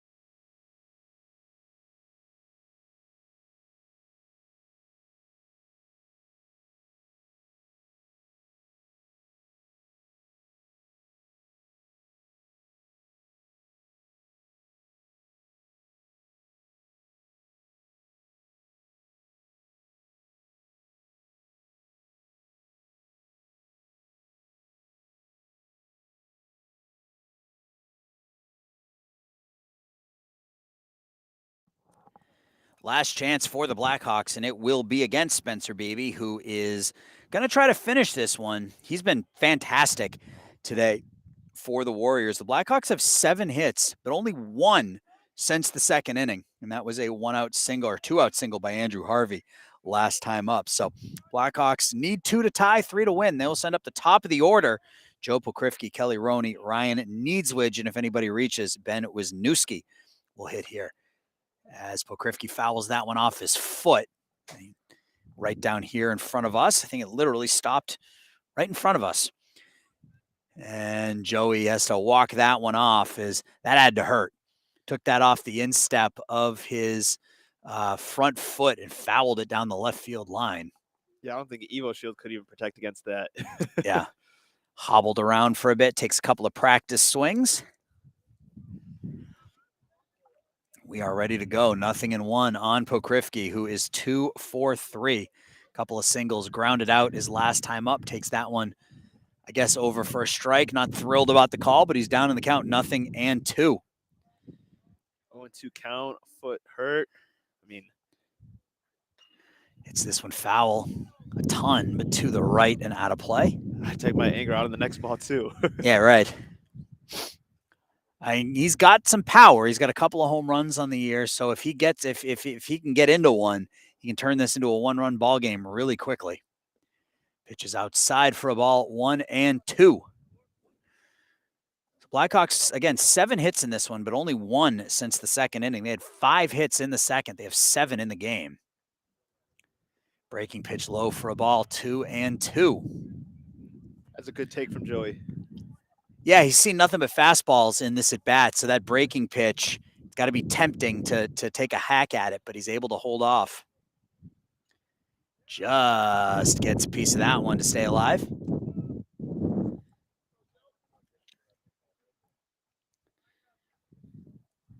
Blackhawks 6-4 on the season, winners of 3 in a row and 4 out of 5. And 3 of those 5 wins, or 3 of those 4 wins, have been come from behind victories. And Joey stays alive there as that pitch, I guess, missed outside. Count goes full.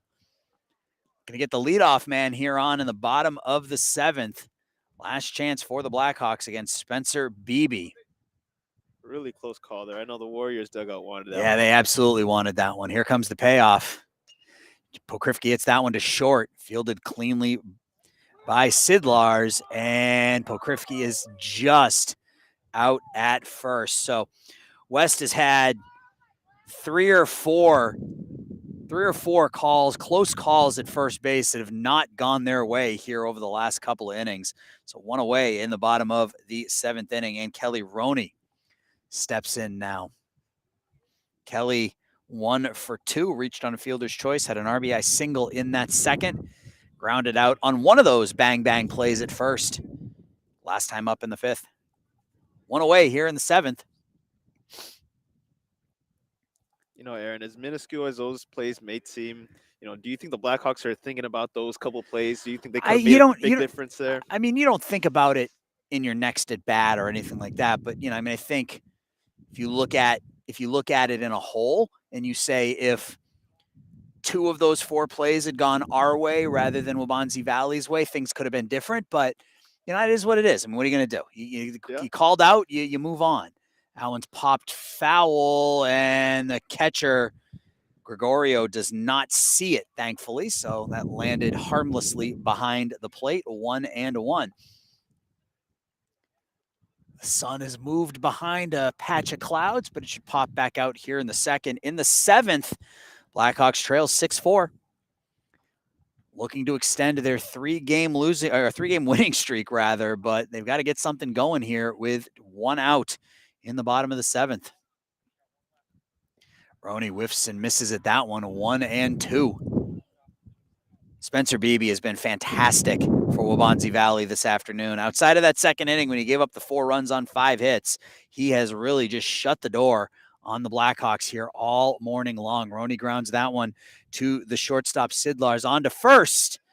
And there's another bang-bang play at second. That one was a little clearer, though, as Roney was out. So 2 away here in the 7th. Ryan Needswich, the last hope for the Blackhawks. They need a bloop and a blast here in the 7th to get back into this one. 6-4. Needswich 1 for 3. Had an RBI single in the 2nd. He flew out to right his last time up.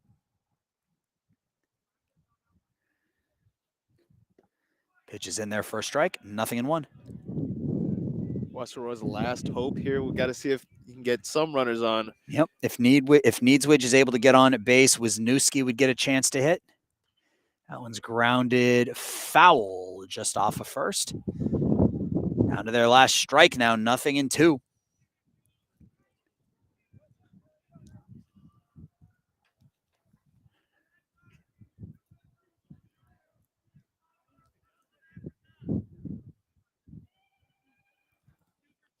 Beebe looking to pitch the complete game. He's 1 strike away. Needswich fouls it back. How often do we say that? A complete game. Yeah, we haven't seen one yet. We saw one on Monday when Stevie Deschad pitched a 4-inning complete game. But yeah, the days of the complete game are kind of gone, especially in the big leagues.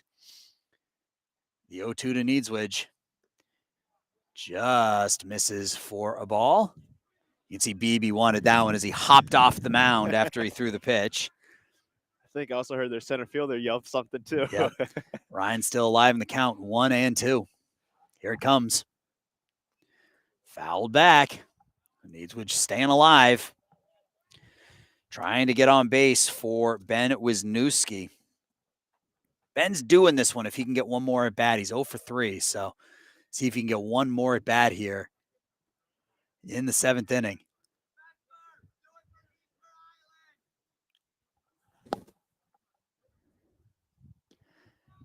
Just misses again as Ryan stays alive in the count. He's laying off some tough pitches here, 2-2.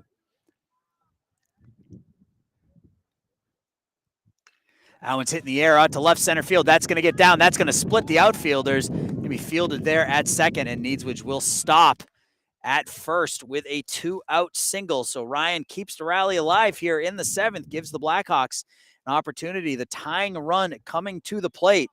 And the batter of Ben Wisniewski. Ben 0 for 3, struck out in the 1st and then grounded out to second in the 2nd and 5th. Needswich at first now. Throw over to first. He's back in safely. The last thing you want to do is get picked off first to end the game. 8th hit of the game for the Blackhawks, but only their 2nd since the 2nd inning. Wisniewski came into this one batting .360 on the year. 9 for 25 within his 0 for 3 today. Sees that average drop slightly below 330 on the year. Counts 1-0 on the Blackhawk backstop. There's a strike, 1-1. If Wisniewski reaches, Ethan Weaver would get a chance to hit. We've already seen Ethan walk a game off this season, as he had the game-winning hit back about a week ago. Was grounded foul, 1 and 2. Blackhawks down to their last strike again. Ben Wisniewski down in the count, 1 and 2. Blackhawks trail 6-4 here, bottom of 7. Runner at second is Ryan Niedzwidge. Spencer Beebe looking for that complete game, needs one more strike. He has struck out 7. He's not walked a batter through 6 2/3. He's been terrific. Wisniewski calls time.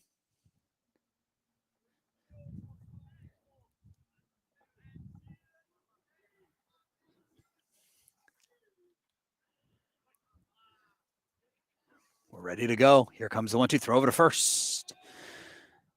Niedzwidge back in safely.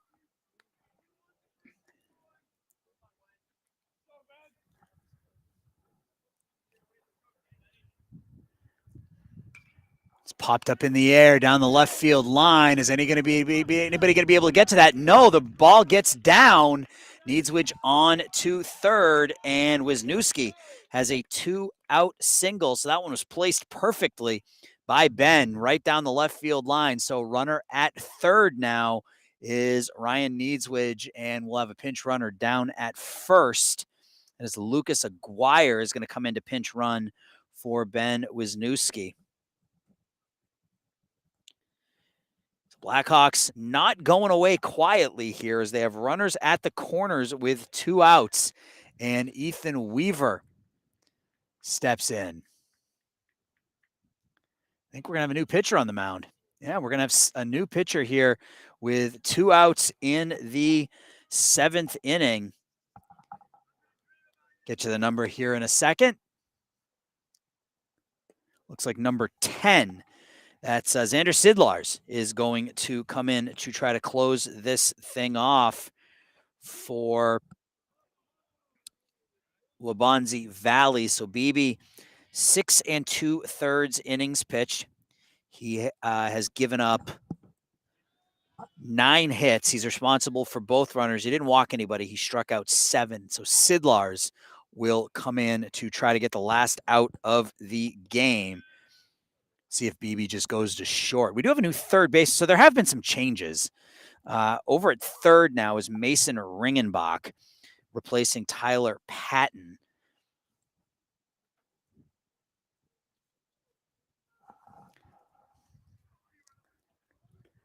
Nonetheless, Aaron, I think Beebe had a great day today. I mean, you had to wonder after that hard base hit and then the hit in no man's land that he would get taken out. But I mean, what a performance! Yeah, he pitched really well. I mean, other than that second inning when West was able to get to him for 4, he, after that second inning, he really gave the Blackhawks nothing until the 7th inning here. So, an opportunity for West as they trail by 2, bottom of the 7th, tying run at first, winning run at the plate in the batter of Ethan Weaver. Ethan's 0 for 3. He has struck out twice and reached on an error. So Jacob Keating is now at short, and Beebe is now down at second for Waubonsie. Waubonsie Valley leading 6-4 here, bottom of the 7th, 2 outs. Ethan Weaver stepping in. Takes that pitch upstairs for a ball. If Ethan reaches, Colin Tarr would get a chance to hit.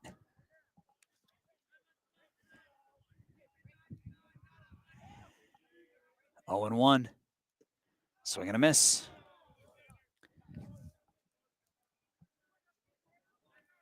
Even if they aren't able to come back and pull this one off, this is what we've come to see from West Aurora this year. This ability to just continue to battle back and fight and fight and fight until that last out. So counts 1 and 2 on Weaver. We'll see if Ethan can stay alive.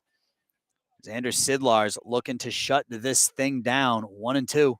Sidlars fires, and that will do it. So Blackhawks threaten here in the 7th. They're not able to score. Their 3-game winning streak comes to an end as they fall to Waubonsie Valley by the final score of 6-4.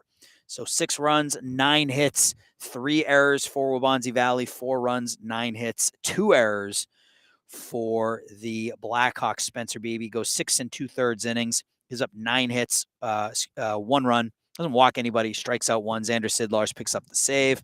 On the other side, Dalton Hannon goes the first 5, gives up 9 hits, 6 runs, doesn't walk anybody, strikes out 1, picks up the loss, drops to 0-2 on the season. Kelly Roney pitches 2 shutout innings of relief. So the winning streak comes to an end, but again, this team continues to battle. They continue to battle. They drop to 6-5 on the season. Our next broadcast will be Monday, as Jesus and I will have softball for you down on Monday at 4:30. So once again, your final score here from West Aurora. The Blackhawks dropped this one 6-4 to Waubonsie Valley. Have a great rest of your weekend and happy Easter, everybody. We'll talk to you on Monday.